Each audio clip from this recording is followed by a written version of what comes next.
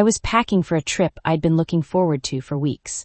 My son climbed into my lap and whispered 4 words that I would think about for the rest of my life. I was folding shirts into my suitcase the night before my work trip when my son, Sam, climbed up onto the bed and pressed his face against my arm. My name is Claire. I am 28 years old, a marketing manager in Austin, Texas, and I almost didn't notice how quiet he'd gotten until he whispered, "Daddy said not to tell you." Then he stopped like he'd already broken a rule just by starting the sentence.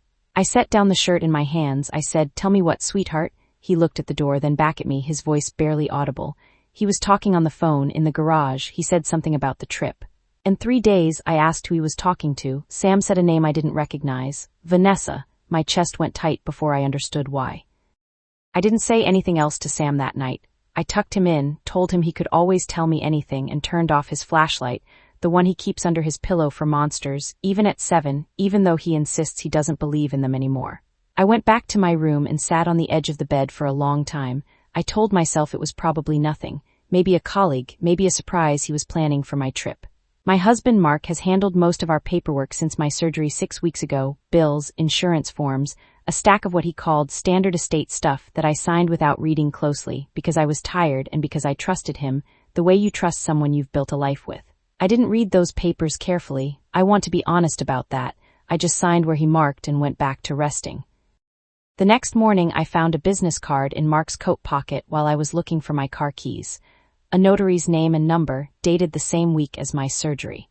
I didn't think much of it at first. Notaries witness all kinds of paperwork, but something about the timing sat wrong in my stomach. That afternoon I walked past his home office and heard him on the phone, his voice low. "It has to be while she's traveling. 3 days is enough time if everything's already in place." He looked up and saw me in the doorway. He smiled too quickly and said, "Work stuff, boring." He ended the call within seconds. I said, "Who was that?" He said, "Just a colleague, Vanessa from the firm." The same name Sam had whispered the night before. I said, "Okay." I went back to packing. My hands were not steady. I didn't sleep much that night. The next morning before Mark woke up, I called my closest friend from law school, Priya, who's now an attorney. She answered on the second ring. She always does, never the first, a habit I've noticed for years. I said, "I need a favor. Can you look at some documents for me? I'm probably overthinking something." She said, "Send them over." I photographed the stack of papers from 6 weeks ago, the ones Mark told me were standard estate stuff, and sent them to her before I lost my nerve. 20 minutes later she called back. She didn't say hello. She said, "Claire, where are you right now?" I said, "Home." "Why?" She was quiet for a second too long. That silence told me more than any sentence could have. I said, "Priya, what does it say?" Priya said, "One of these documents is a general power of attorney, full authority, financial, property, everything, your signature's on it." I said, "I know, I signed it." I thought it was for emergencies, like if something happened during my surgery. She said, "It doesn't expire after the surgery, Claire. It's still active right now. He can act on your accounts, your property, anything in your name without telling you." I looked down at my hands. I thought about the home I'd kept solely in my name since before we married, the one piece of financial independence I'd held onto on purpose. I thought about Sam's whisper. "The trip, 3 days, Vanessa." I said, "Priya, I leave for my trip tomorrow morning." She said, "Don't board that flight until we figure out what's actually happening.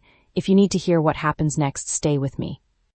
I canceled my flight that morning quietly without telling Mark. I told him I'd decided to push the trip back a few days for scheduling reasons. He didn't push back. If anything, he seemed relieved, which I noticed and filed away without understanding yet. Priya connected me with an asset protection specialist she trusts, a calm, methodical woman named Renata, who walked me through exactly what needed to happen and in what order. By 10:42 the next morning, we had formally revoked the power of attorney through my bank's legal department. We froze our joint accounts. Renata said, "This stops new transactions, but if anything's already pending, we need to find it fast." I sat at my kitchen table while she worked, my hands wrapped around a coffee mug that had gone cold an hour earlier. I kept thinking about how close I'd come to being on a plane while all of this happened without me. Renata found it within the hour, a pending transfer, scheduled to process while I would have been traveling, exactly the window Mark had mentioned on that call. It has to be while she's traveling. Now I understood what that sentence had actually meant. The transfer involved a portion of my investment accounts, the ones I'd built up over a decade of careful saving, moving toward an entity I didn't recognize. Renata flagged it and froze it with hours to spare before it would have processed automatically. She said, "Claire, I need you to understand, if this had gone through, undoing it would have taken months, maybe longer." I asked her what the entity was. She pulled up the registration. A shell company newly formed, 6 weeks old, the same week as my surgery. I asked who it belonged to. She turned her screen toward me. The name on the registration was Vanessa's. The full picture came together over the next 2 days, mostly from Renata and Priya, piecing together filings and call records I never could have found alone.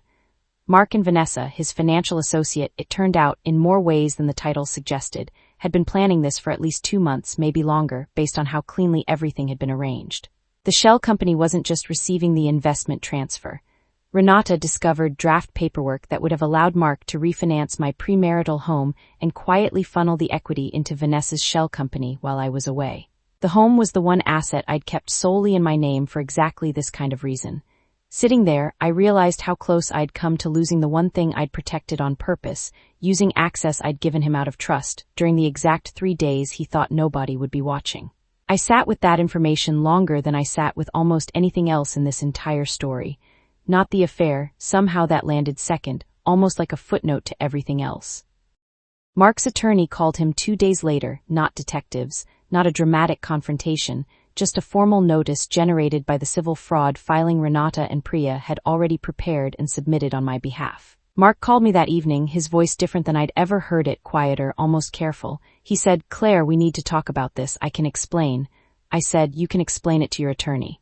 Everything's already documented. The power of attorney is revoked. The accounts are frozen. The transfer is flagged with the bank's fraud division."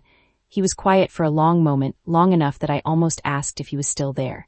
He said it wasn't supposed to happen like this. I said, "I know, it was supposed to happen while I was on a plane 3 days from now with nobody watching." He didn't have anything to say to that. There was nothing left for him to undo. The filing moved forward exactly the way Renata said it would. He and Vanessa were found civilly liable months later, no headlines, no scene, just paperwork doing exactly what paperwork is supposed to do. It's been 1 year. Sam and I live in the house now, securely in my name without any threats, the way it always should have been. A few months after everything settled, he asked me quietly if he'd done something wrong by telling me what he heard. I sat down with him and said, "You did exactly the right thing. Grown-ups sometimes need help from kids who notice things. You kept us safe just by being honest with me." He seemed to sit a little taller after that, and he still mentions it sometimes, almost proudly, like it's a story he gets to be the hero of now instead of something he worried about for weeks. I started a small financial literacy practice this year, helping other women understand documents before they sign them. I think about that often when a client wants to skip the reading and just sign where I mark, the way I once did. I always tell them, read every page, even when you trust the person handing it to you.